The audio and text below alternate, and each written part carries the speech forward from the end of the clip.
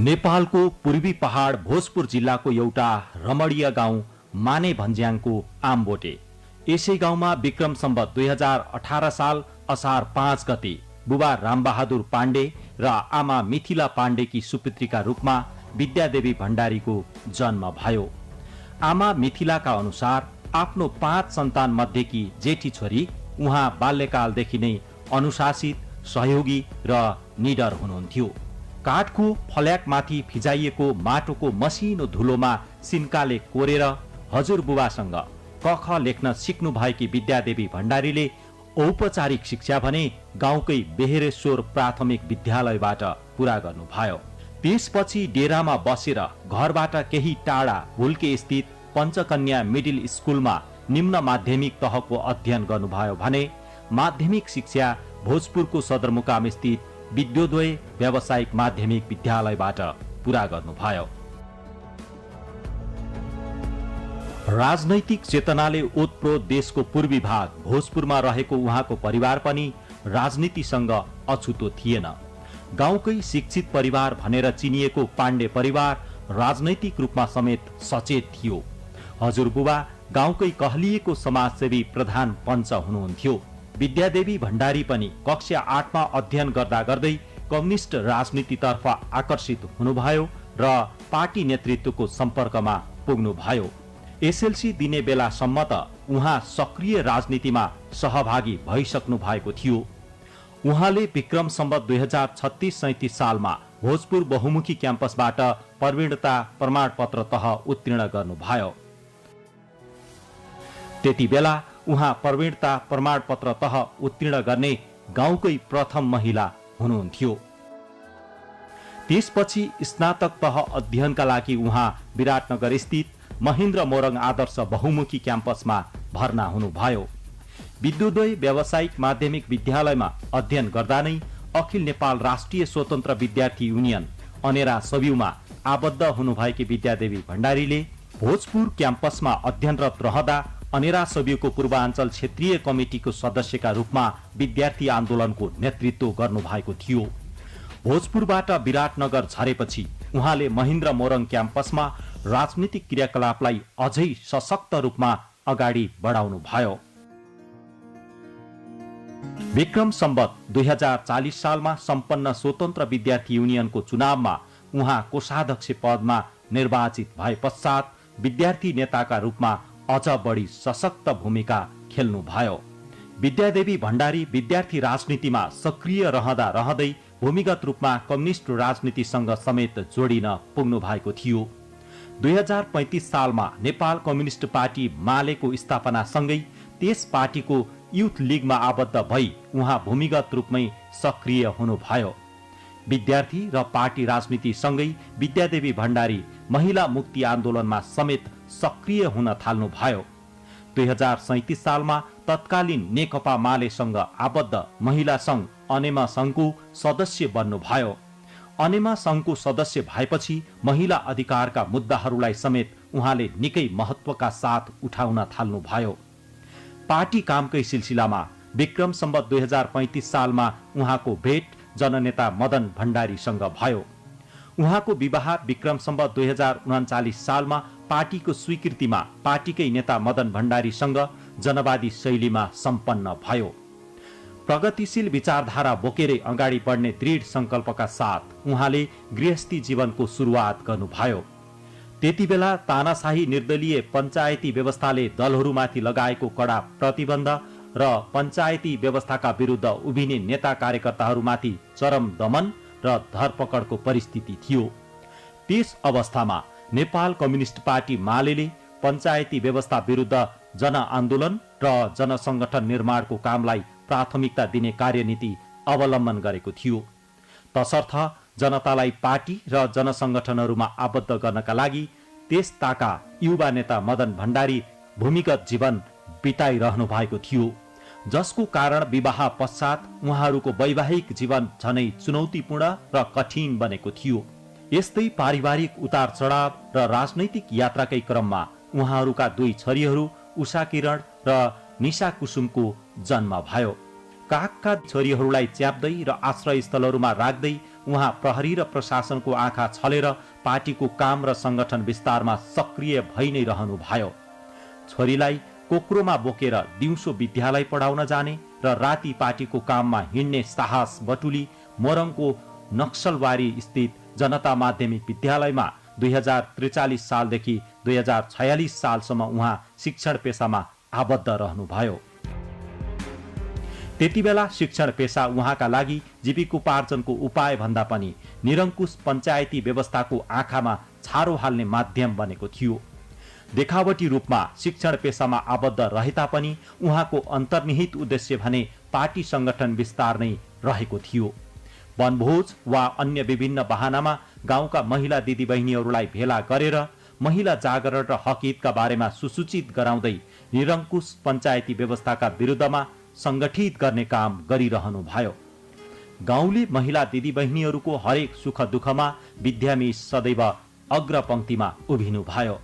निर्दलीय तानाशाही पञ्चायती व्यवस्थाको क्रूर दमन र अत्याचारले नेपाली जनता आक्रान्त भइसकेका थिए।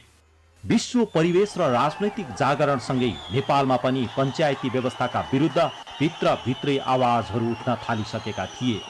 जनताका विद्रोही भावनाहरूलाई समेटेर राजनैतिक परिवर्तन ल्याउन सशक्त भूमिका खेल्नुपर्ने नैतिक दबाव दलहरूमाथि पर्न थाल्यो, जसको फलस्वरूप विभिन्न खेमामा विभक्त 6 वटा कम्युनिस्ट पार्टीहरू मिलेर बनेको संयुक्त वाम मोर्चा र नेपाली कांग्रेस सहितको संयुक्त जनआन्दोलन परिचालन कमिटी गठन गरी 2046 साल फागुन 7 गतेदेखि पञ्चायती व्यवस्था विरुद्ध निर्णायक आन्दोलनको घोषणा गरियो। विशाल जनसहभागिता र जनउभारलाई थेग्न नसकेर तत्कालीन राजा वीरेन्द्रले 26 चैत्र 2046 मा दलहरूमाथिको प्रतिबन्ध फुकुवा गरी प्रजातन्त्र पुनर्स्थापनाको घोषणा गरे। निरङ्कुश पञ्चायती व्यवस्था फाल्ने उक्त ऐतिहासिक जनआन्दोलनमा विद्यादेवी भण्डारीले आफ्नो मोर्चाबाट सशक्त रूपमा अग्रपंक्तिमा उभिएर नेतृत्व प्रदान गर्नुभयो। प्रजातन्त्रको पुनर्स्थापनापछि 2046 सालमा कीर्तिपुरमा भएको अखिल नेपाल महिला संघको पहिलो राष्ट्रिय सम्मेलनमा उहाँ मोरङबाट प्रतिनिधि बन्नुभयो भने 2050 देखि 2054 सालसम्म नेपाल ट्रेड युनियन महासंघ जिफनको राष्ट्रिय कमिटी सदस्य तथा महिला विभाग प्रमुखका रूपमा समेत कार्य गर्नुभयो। इतिहास र समय एक अर्काका साक्षी हुन्। यस्तै एक दुखद इतिहासको साक्षी विक्रम सम्वत 2050 साल जेठ 3 गतेको दिन बन्न पुग्यो। पार्टी संगठनको कामको सिलसिलामा पोखराबाट चितवन जाँदै गर्दा चितवनको दासढुङ्गा भन्ने ठाउँमा तत्कालीन नेपाल कम्युनिस्ट पार्टी एमालेका महासचिव मदन भण्डारी सवार रहेको गाडी दुर्घटना भई त्रिशुली नदीमा खस्यो। सो त्रासदीपूर्ण घटनामा उहाँका सहयोगिता सोही पार्टीको संगठन विभाग प्रमुख जीवराज आश्रित पनि साथै हुनुहुन्थ्यो। उक्त दुर्घटनामा जनताका प्रिय दुवै नेताहरूलाई देशले एकै साथ गुमायो। मदन भण्डारी त्यतिबेला प्रतिनिधि सभाको सदस्य हुनुहुन्थ्यो। उहाँ अन्तरिम सरकारका प्रधानमन्त्री कृष्ण प्रसाद भट्टराईलाई पराजित गरेर काठमाडौँ क्षेत्र नम्बर 1 र 5 बाट निर्वाचित हुनुभएको थियो। उहाँ समकालीन राजनीतिका अत्यन्त चर्चित नेता, कम्युनिस्ट दर्शनका ज्ञाता, कुशल वक्ता र नेकपा एमालेको मार्गदर्शक सिद्धान्त जनताको बहुदलीय जनवाद जबजका प्रणेता र व्याख्याता हुनुहुन्थ्यो। विक्रम सम्वत 2050 साल जेठ 3 गतेको दासढुङ्गा घटना पश्चात नेपालको राजनीतिमा विद्यादेवी भण्डारीको नयाँ ढङ्गले अवतरण हुन पुग्यो। यो दुःखदायी घटना नै उहाँको जीवनको नयाँ यात्राको थालनी बन्न पुग्यो। 7 र 5 वर्षका कलिला अबोध छोरीहरूका लागि आमाको मात्र नभई बुबाको कर्तव्य र जिम्मेवारी समेत अब उहाँमाथि नै थपियो। मदन भण्डारीको निधन पश्चात 2050 साल माघमा भएको उपनिर्वाचनमा जननेता मदन भण्डारीले आफ्नो संसदीय निर्वाचनको विजय यात्रा सुरु गर्नु भएको काठमाडौँ क्षेत्र नम्बर 1 मा उहाँकै जीवन संगिनी विद्यादेवी भण्डारीलाई उम्मेद्वार बनाउने निर्णय पार्टीले लियो। आफू प्रत्यक्ष राजनीतिमा लाग्दा छोरीहरूमाथि आमाको नाताले गर्नुपर्ने लालन पालन र रेखदेखमा कहीँ कतै कमी पो हुन्छ कि भन्ने चिन्ताले उहाँलाई सताएको थियो। तर पार्टीको इमान्दार कार्यकर्ता विद्यादेवी भण्डारीलाई आफ्ना 2 छोरीहरूको भन्दा पनि देशका सम्पूर्ण छोराछोरीहरूको भविष्य निर्माणको हुटुटीले सतायो। पार्टीले सुम्पेको जिम्मेवारी र स्वर्गीय पतिले कोर्नु भएको राजनीतिक मार्ग र राष्ट्र निर्माणको अभियानमा इट्टा थप्ने पवित्र उद्देश्यले शोकलाई शक्तिमा परिणत गर्दै उहाँले आफ्नो उम्मेदवारीलाई सुनिश्चित गर्नुभयो। त्यति बेलाका निकै शक्तिशाली उम्मेद्वार मानिएका पूर्व प्रधानमन्त्री तथा नेपाली कांग्रेसका सभापति कृष्णप्रसाद भट्टराईको विरुद्ध चुनावी मैदानमा हमिनु चान्चुने कुरा भने पक्कै थिएन। उहाँको यो अदम्य साहस, देश र जनता प्रतिको कर्तव्य र परिवर्तनकारी सोचले जनमानसलाई अचम्भित तुल्यायो। त्यसपछि उहाँ नेपाली जनताका बीच झनै लोकप्रिय हुनुभयो। अकल्पनीय दुर्घटनामा आफ्नो प्रिय नेता गुमाएका क्षेत्र नम्बर 1 का जनताले उहाँकै धर्मपत्नी जुझारू नेत्री विद्यादेवी भण्डारीलाई आफ्नो क्षेत्रको उम्मेद्वारका रूपमा पाउँदा गौरवको अनुभूति गरे। जनताकी छोरी विद्या भण्डारी भन्ने सो स्फूर्त नारा सहित घर घरबाट मतदाताहरू सडकमा निस्किए। फलस्वरूप परिणाम उहाँकै पक्षमा आयो। अर्थात् 2051 सालमा भएको मध्यावधि निर्वाचनमा आफ्नो प्रतिद्वन्दी नेपाली कांग्रेसका शक्तिशाली मानिएका नेता कृष्णप्रसाद भट्टराईलाई 1829 मतले पराजित गर्दै विद्यादेवी भण्डारी प्रथम पटक प्रतिनिधि सभाको सदस्य बन्नुभयो। यसैगरी 2051 साल कार्तिक 29 गते भएको मध्यावधि निर्वाचनमा काठमाडौँ क्षेत्र नम्बर 2 बाट उम्मेदवारी दिनुभएकी विद्यादेवी भण्डारीले पूर्व सभामुख दमननाथ ढुङ्गानालाई पराजित गरी अर्को विजयी कीर्तिमान कायम गर्नुभयो। 2054 सालमा नेपालगञ्जमा भएको नेकपा एमालेको 6औं महाधिवेशनबाट केन्द्रीय कमिटी सदस्य निर्वाचित हुनुभएकी विद्यादेवी भण्डारी सोही वर्ष अखिल नेपाल महिला संघ अनेमा संघको अध्यक्षमा समेत निर्वाचित हुनुभयो। 2054 साल चैत्र 12 गते लोकेन्द्र बहादुर चन्दको प्रधानमन्त्रीत्वमा गठित मन्त्री परिषदमा उहाँ जनसङ्ख्या तथा वातावरण मन्त्री बन्नुभयो। विक्रम सम्वत 2056 मा सम्पन्न भएको आम निर्वाचनमा काठमाडौँ क्षेत्र नम्बर 3 बाट तेस्रो पटक प्रतिनिधि सभा सदस्यमा उहाँ निर्वाचित हुनुभयो। 2059 सालमा जनकपुरमा भएको नेकपा एमालेको 7औं महाधिवेशनमा पुनः केन्द्रीय कमिटी सदस्यमा उहाँ निर्वाचित हुनुभयो। एक सक्रिय, जुझारू र संघर्षशील महिलाका रूपमा मात्रै नभई कुशल, दूरदर्शी र लोकप्रिय नेताका रूपमा पनि उहाँ स्थापित बन्दै जानुभयो। फलस्वरूप 2066 सालमा बुटवलमा भएको नेकपा एमालेको 8औं महाधिवेशनबाट उहाँ पार्टीको उपाध्यक्षमा निर्वाचित हुनुभएको थियो भने 2066 साल जेठ 11 गते माधव कुमार नेपालको नेतृत्वमा बनेको सरकारमा उहाँ नेपालको पहिलो महिला रक्षा मन्त्री बन्नुभई इतिहासमा अर्को एउटा कीर्तिमान कायम गर्नुभयो। दोस्रो जनआन्दोलन 2062-63 को सफलता पश्चात स्थापित गणतन्त्रलाई संस्थागत गर्ने क्रममा देशमा थुप्रै राजनैतिक उतार चढावहरू देखा परे। पहिलो संविधान सभाले 2065 साल जेठ 15 गते नेपाललाई गणतान्त्रिक मुलुक घोषणा गरी 247 वर्ष लामो राज संस्थाको इतिहास नेपालबाट समाप्त भएको घोषणा गर्यो। उक्त संविधान सभाले 2065 साल साउन 6 गते बहुमतको आधारमा नेपाली कांग्रेसका नेता डाक्टर रामवरण यादवलाई गणतन्त्र नेपालको प्रथम राष्ट्रपतिका रूपमा निर्वाचित गर्यो। गणतन्त्र स्थापनाको पक्षमा एक ठाउँमा उभिएका दलहरूको एकता त्यहाँसम्म आइपुग्दा टिक्न सकेन।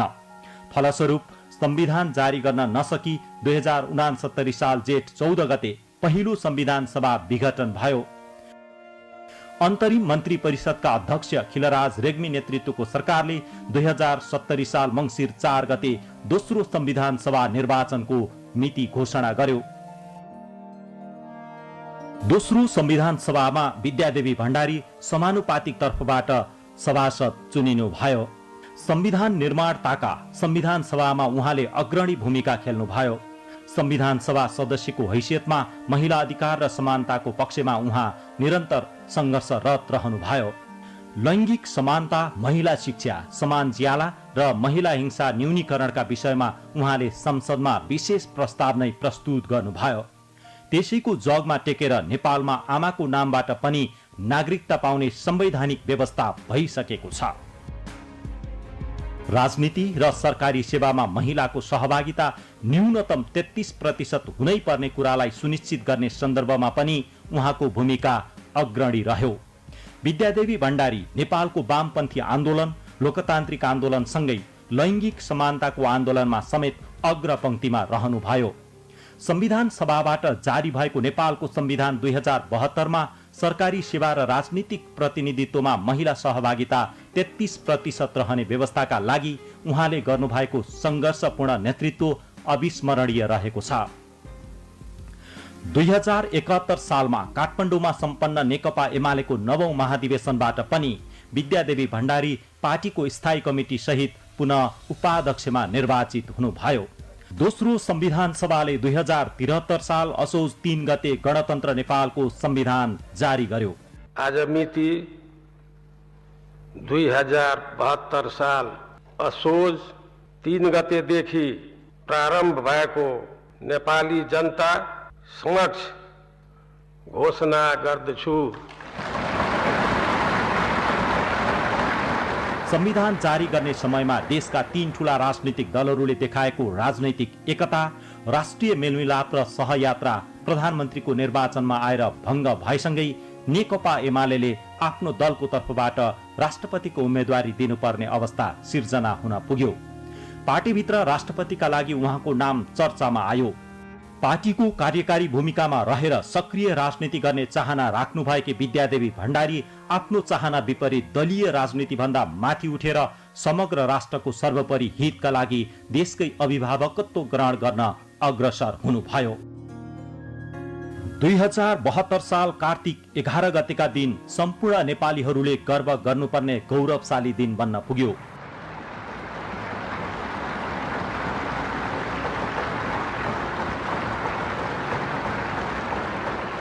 राष्ट्रपति निर्वाचनमा व्यवस्थापिका संसदमा खसेको कुल 549 मत मध्ये नेपाली कांग्रेसका उम्मेद्वार कुलबहादुर गुरुङलाई 214 मतका विरुद्ध 327 मतले पराजित गर्दै व्यवस्थापिका संसदको अन्तरिम कार्यविधि 2072 को दफा 37 को उपदफा 1 बमोजिम विद्यादेवी भण्डारी संघीय लोकतान्त्रिक गणतन्त्र नेपालको पहिलो महिला राष्ट्रपतिका रूपमा इतिहास रच्न सफल हुनुभयो। नेपालको राजकीय सत्ता र सार्वभौम सत्ता नेपाली जनतामा निहित रहेको नेपालको संविधान प्रति पूर्ण वफादार रहँदै राष्ट्रपति पदको कामकाज विश्वमा प्रथम महिला राष्ट्रपति पाउने देशको सूचीमा नेपालले आफूलाई सामेल गर्न सफल भयो। नेपालमा संसदबाट प्रथम महिला राष्ट्रपति चुनिनुले नयाँ संविधानको उत्कृष्टता प्रष्ट भएको भन्दै विश्वका थुप्रै देशले नेपालको प्रशंसा समेत गरे।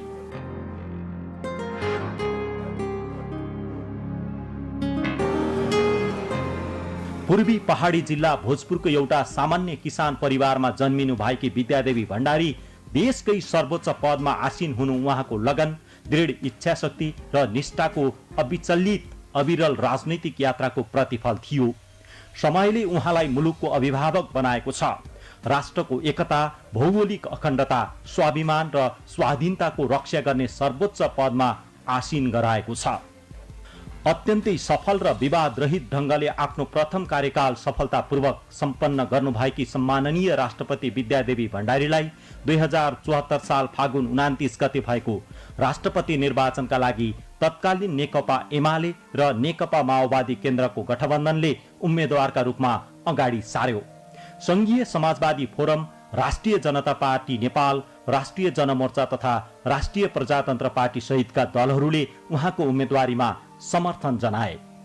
कुल 52,501 इलेक्टोरल भोट मध्ये राष्ट्रपति विद्यादेवी भण्डारीले 39,725 इलेक्टोरल भोट प्राप्त गर्नु भएको थियो भने उहाँकी प्रतिद्वन्दी नेपाली कांग्रेसकी कुमारी लक्ष्मी राईले 11,730 इलेक्टोरल भोट प्राप्त गर्नु भएको थियो। यसरी खसेको कुल मतको करिब 3/4 मत प्राप्त गरी सम्माननीय राष्ट्रपति विद्यादेवी भण्डारी संघीय लोकतान्त्रिक गणतन्त्र नेपालको राष्ट्रपतिका रूपमा आफ्नो दोस्रो कार्यकालका लागि पुनः निर्वाचित हुनुभयो। नेपालको सर्वोच्च पदमा संसदबाट निर्वाचित हुने उहाँ पहिलो नेपाली महिला हुनुहुन्छ। निरन्तरको संघर्ष, त्याग र निष्ठापूर्ण समर्पण नै राजनीतिमा सफलताको आधार हो भन्ने उदाहरणलाई सम्माननीय राष्ट्रपति विद्यादेवी भण्डारीले स्थापित गर्नु भएको छ। उहाँका यी संघर्षपूर्ण एवं प्रेरणादायी जीवनका आयामहरू नेपाली महिलाहरूको मात्र नभई विश्वका सम्पूर्ण महिलाहरूको प्रेरणाको स्रोत बनेका छन्। इतिहास र राजनीतिक अध्येताहरूका लागि उहाँको सक्रिय जीवन एक खुल्ला विश्वविद्यालय मान्न सकिन्छ। सम्माननीय राष्ट्रपति विद्यादेवी भण्डारीको जीवन हामी सबै नेपालीका